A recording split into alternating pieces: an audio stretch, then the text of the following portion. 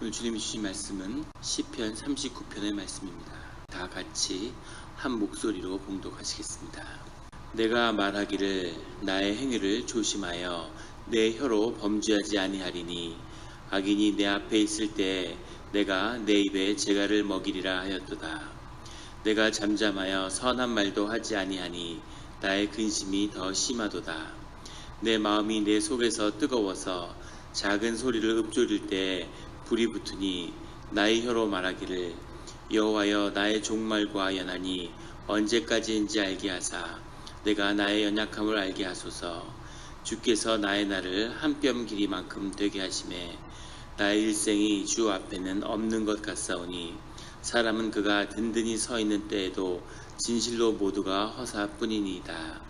진실로 각 사람은 그림자같이 다니고 헛된 일로 소란하며 재물을 쌓으나 누가 거둘지는 알지 못하나이다. 주여 이제 내가 무엇을 바라리요? 나의 소망은 주께 있나이다. 나를 모든 죄에서 건지시며 우매한 자에게서 욕을 당하지 아니하게 하소서. 내가 잠잠하고 입을 열지 아니함은 주께서 이를 행하신 까닭이니이다. 주의 징벌을 나에게서 옮기소서. 주의 손이 치심으로 내가 쇠망하였나이다. 주께서 죄악을 책망하사 사람을 징계하실 때 그 영화를 존먹음같이 소멸하게 하시니 참으로 인생이란 모두 헛될 뿐이니이다. 여호와여 나의 기도를 들으시며 나의 부르짖음에 귀를 기울이소서. 내가 눈물 흘릴 때 잠잠하지 마옵소서. 나는 주와 함께 있는 나그네이며 나의 모든 조상들처럼 떠도나이다. 주는 나를 용서하사 내가 떠나 없어지기 전에 나의 건강을 회복시키소서. 아멘. 다 같이 기도드리시겠습니다. 하나님 아버지 감사합니다. 주의 음성을 듣고자 저희가 새벽 제단 앞에 모였습니다. 저희 마음의 기도와 저희 마음의 묵상이 주님께 연락되기로 납니다. 감사드리며 예수 그리스도의 이름으로 기도드렸습니다. 아멘. 오늘 시편 39편의 고백은 이렇게 시작합니다.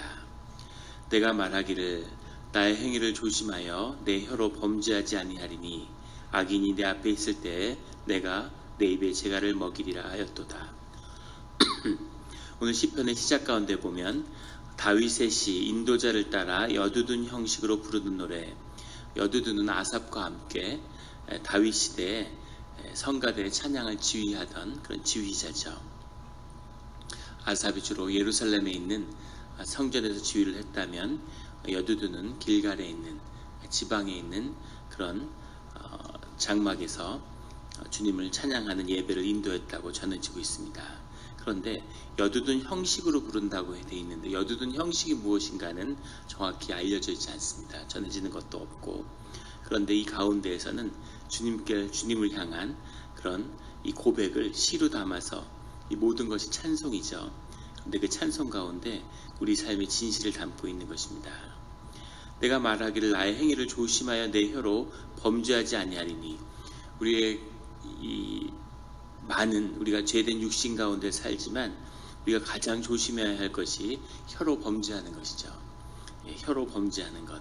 혀를 통해서 우리의 말이 나가는데 그 말이, 우리의 그 소리가 영을 담고 있기 때문입니다.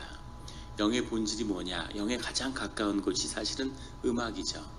왜냐하면 음악이 소리를 담고 있기 때문이고, 이 소리의 진동, 이 파동이야말로 모든 존재의 비밀이죠. 그런데 우리의 영이 우리의 말을 통해서 나간다는 겁니다.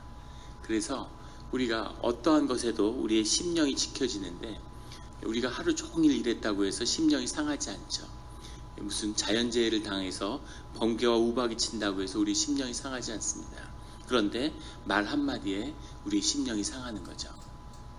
그래서 우리가 혀로 죄를 짓지 않도록, 우리 혀로 나간 내 말이 나를 구속하는, 나를 옥죄는 그런 것이 되지 않도록 우리가 혀로 범죄하지 않기 위해서 조심해야 했다고 이렇게 시편의 기자가 고백하고 있습니다.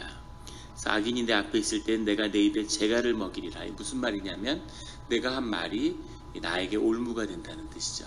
악인이 그 말을 붙잡아서 나를 공격하는 그런 수단이 된다는 겁니다. 마귀가 우리의 말한 것을 가지고 우리를 참소한다는 거죠. 그래서 악한 세력 앞에 있을 때는 침묵하는 것이, 이 말을 함으로 인해서 말이 올무가 되고 말이 씨앗이 되어가서 우리의 죄악을 키운다는 겁니다. 우리가 주님 앞에서 잠잠하듯이 이런 악 앞에서 잠잠한 거죠. 고난 앞에서 잠잠한 겁니다. 우리가 힘들 때 아마 경험해 보신 분들도 있고 경험해 보시면 알 거예요. 우리가 일을 하고 육체로 노동을 할 때 육신이 아주 힘든데 그때 막 힘들다고 얘기를 하면 그럼 무너집니다. 못 견디는 거죠. 어려울 때 밭일을 한다든가 이런 일을 할 때 막 내가 너무 힘들다 그러면 정말 힘들어져서 못 견디고 무너지는데, 그럴 때 잠잠하게 있는 거죠. 그때 침묵으로 지키면 그러면 우리 안에 에너지가 솟아나는 것을 경험하게 됩니다. 그래서 이 말을 멈추는 것, 말을 멈춘다는 것에는 더 깊은 뜻이 있는데, 말이라고 하는 것은 언어를 통해서 나오기 때문에 언어가 움직인다는 것은 우리의 생각이, 뇌가 작동하고 있다는 거죠. 그래서 우리의 생각이 계속 움직이는 것이 우리의 말로 나오는 거예요. 그래서 생각을 멈추는 것, 생각하지 않는 게 생각 없이 사느냐 이런 얘기를 하는데, 신앙의 길, 영성의 길은 생각 없이 사는 겁니다. 마음으로 사는 거죠. 심령의 소리로, 마음의 소리를 들으면서 그것을 따라가면 그러면 주님의 길이 열리는 거죠. 그런데 우리가 계속 말을 하게 되면 생각이 움직이고, 생각에 사로잡히면 우리가 마음의 중심을 잃어버리는 겁니다. 주님의 뜻이 어디 있는지, 무엇으로 인도하는지를 알 수 없는 거죠. 그래서 내 입에 재갈을 먹이리라, 이렇게 시편의 기자는 고백하고 있습니다. 억울한 일을 당했는데 그것을 해명하면 일이 점점 더 어려워지는 거죠. 가만히 있으면 주님의 때에 주님이 맞게 그 모든 것을 다 풀어주시고 해명해 주신다는 거죠. 이것이 이 말에 대한 깊이입니다. 우리가 어떤 고난이나 어려운 일이나 억울한 일을 당했을 때 억울하다, 힘들다 막 이렇게 이야기하는 것이 아니라 잠잠히 기다리면 내 심령 깊은 곳에서 뭐라고 반응하는지를 우리가 들을 수 있는 거죠. 그 소리를 듣고 거기에 따라 행동하면 됩니다. 무조건 참아야 돼, 무조건 말을 하지 마, 그런 것이 아니라 이것은 방편이죠. 처음엔 말을 하지 않고 참는 훈련을 하는 겁니다. 그런데 그것을 훈련을 하다 보면 우리 심령 가운데 나오는 소리를 우리가 듣게 된다는 거죠. 2, 3절은 연결되어 있는데, 내가 잠잠하여 선한 말도 하지 아니하니 나의 근심이 더 심하도다. 내 마음이 내 속에서 뜨거워져서 작은 소리도 읊조릴 때 불이 붙으니 나의 혀로 말하기를. 내가 아무 말을 하지 않고 이렇게 잠잠하다 보니까 선한 말도, 주님을 높이는 말도 하지 아니하니까 나의 근심이 더 심해졌다라고 이야기하는 겁니다. 그런데 이 말을 여러 가지 각도에서 해석을 하는데, 주님을 향한 한탄이 담겨 있다, 좀 항의의 뜻이 들어있는 것이 아니냐, 이런 해석도 있습니다. 하지만 그런 말이라기보다는 말을 참고 어떤 말도 하지 않다 보니까 좋은 말, 선한 말, 주님을 높이고 찬양하는 말도 하지 않으니까 점점 마음이 어려워지더라는 거죠. 그래서 마음 속에서 주님을 향한 말씀을, 주님을 향한 찬양을 읊조리니까, 그러니까 내 속에서 불이 붙었다는 거죠. 성령이 내 안에서, 내 속에서 하나님의 말씀을 읊조릴 때 하나님의 성령이 내 안에서 차오르는 것을 내가 경험해서 그것이 내 밖에서 나온다는 겁니다. 우리가 처음에 1절에서 나눴던 그 말씀이죠. 우리 심령 가운데 그 소리가 나오면 그 말씀을 받아서 전하는 거죠. 생각에 전하는, 생각에서 나오는 그런 말을 계속 하는 것이 아니라 우리 심령 가운데 나오는 그 말, 그 불이 붙어서 그 불로 올라오는 그것을 말한다는 겁니다. 4절에 여호와여 나의 종말과 연한이 언제까지인지 알게 하사 내가 나의 연약함을 알게 하소서.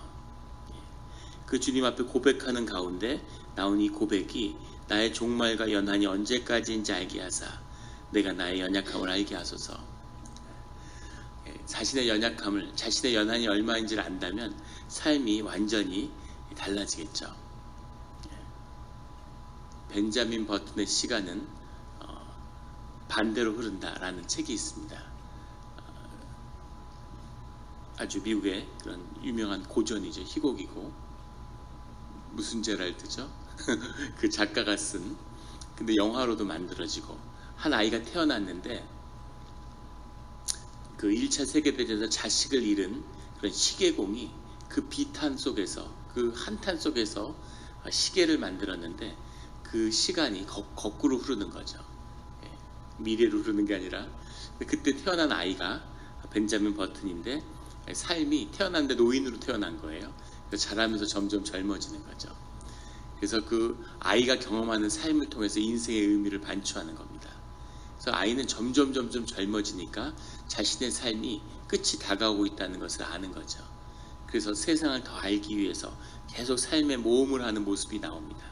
그런데 그 작가가 벤자민 버튼을 통해서 우리에게 보여주는 것은 우리의 삶이 똑같이 끝을 향해 가고 있다는 거죠. 그런데 왜 우리가 그 끝을 보지 못할까요? 모든 사람이 똑같이 시간에 묶여있기 때문입니다. 모든 사람이 나이가 들어가고 모든 사람이 똑같은 경험 속에 묶여서 같이 가니까, 그러니까 삶이 끝이 온다는 것을 사실은 무의식적으로 거부하고 있는 거죠. 그런데 벤자민 버튼은 그것을 반대로 하고 있을 뿐인데 삶의 끝을 알기 때문에 다른 삶의 의미, 살아야 하는 이유, 내가 이 땅에 온 이유, 이것을 추구하게 되는 거죠. 티벳 사자의 서라는 책이 있습니다. 우리가 죽은 다음에 어떤 일이 벌어지는지를, 인류의 그런 영적인 지혜의 책 가운데 가장 깊이 있는 그걸 보여주는 게 티벳 불교죠. 티벳 불교가 21세기에 각광받는 이유는 굉장히 깊기 때문에, 2000년 동안 영적 수련을 했기 때문에 굉장히 깊은 세계를 보여줍니다. 티벳 사자의 서라는 책에 보면 우리가 죽은 다음에 49일 동안 일어나는, 죽음 이후에 천상에서 일어나는 일을 이렇게 기록했죠.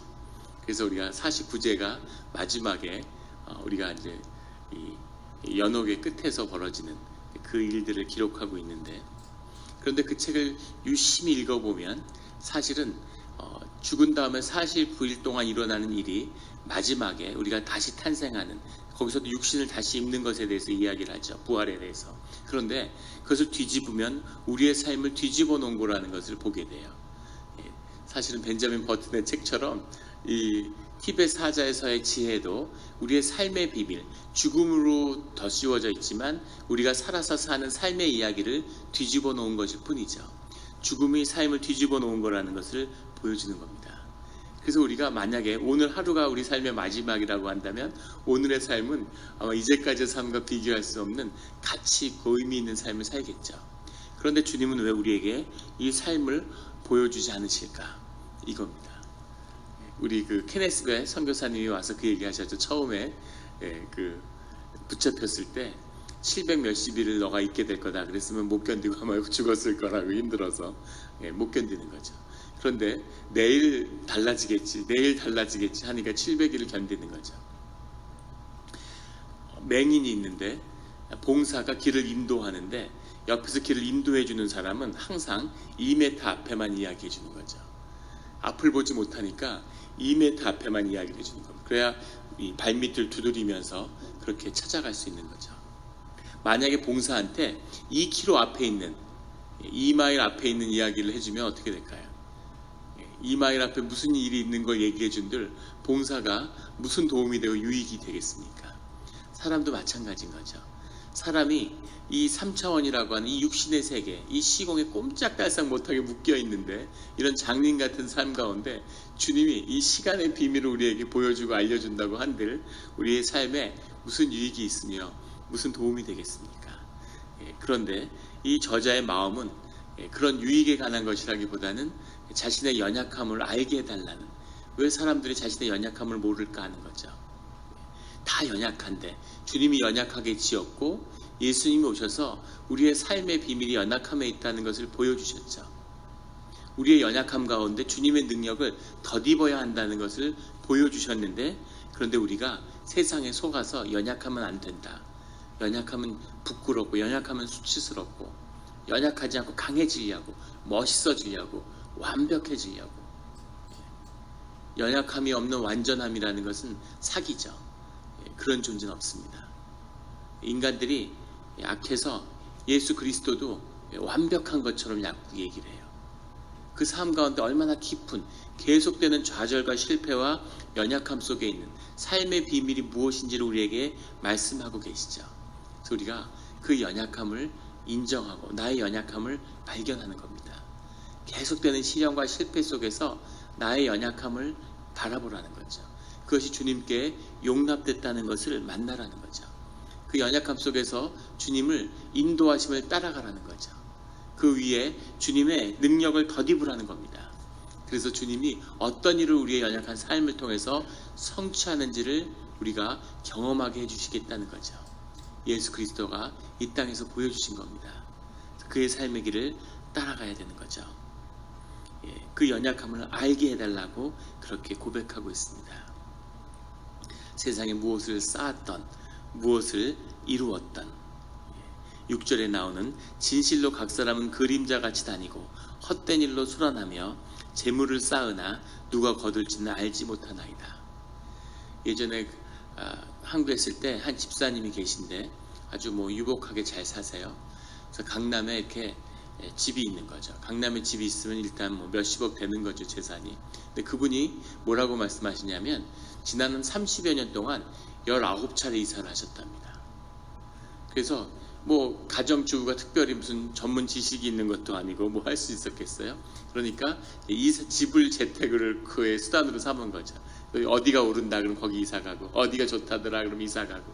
그래서 강남에서 돌아다니면서 19군데의 집을 이사하셨는데, 그런데 처음 살던 집에 그냥 30년 살았어도 똑같다는 거예요. 이사하느라고 힘만 들고 아무 신경 안 쓴 사람하고 똑같다고 그런 얘기를 하시더라고요. 참 허탈하다 이런 얘기를 하셨는데, 그림자같이 다니고 재물을 쌓았는데 그거를 누가 거둘지 어떻게 쓰임받을지 알지 못하는 거죠. 쌓고 쌓으려고 쓰지도 못할 것을 많이 가진다고 해서 5끼 먹는 것도 아닌데 재물을 산처럼 쌓아놓고 어디 언제 갈지 모르는 그런 삶을 살고 있는 거죠. 스크루지 얘기처럼 우리가 내일 간다면 재물을 쌓겠습니까? 그런데 모든 사람이 아무도 예수님과 모세와 엘리야와 에녹을 제외하고는 죽음 가운데서 자신의 육신을 잃고 떠나는 그분들조차도 이 땅에서 사는 것은 아니었죠. 그럼에도 무언가를 쌓기 위해서 자기의 삶을 바꾸는 그 어리석음을 인간이 계속 반복하고 있는 거죠. 그 가운데서 그것이 허무함을 알고 나의 연약함을 깨달아서 주님께 나아가게 해달라는 그 고백입니다. 7절에 주여 이제 내가 무엇을 바라리요 나의 소망은 주께 있나이다. 그 끝의 고백은 내게 무엇을 바랄 게 있습니까? 나의 소망은 주께 있습니다. 이 땅에 와서 이 삶을 살아가는 그 이유가 주님을 알고 주님을 만나는 것에 있었군요. 아주 짧고 순간의 여행을 한 것이군요 라고 고백을 드리는 겁니다. 그러나 13절에 보면 주는 나를 용서하사 내가 떠나 없어지기 전에 나의 건강을 회복시키소서. 잠깐이고 여기에 와 있는 삶이지만 그렇다고 해서 의미가 없고 여기에 살 이유가 없는 것이 아니라 여기에 사는 그 순간과 그 삶은 주 안에서 의미를 가지는 거죠.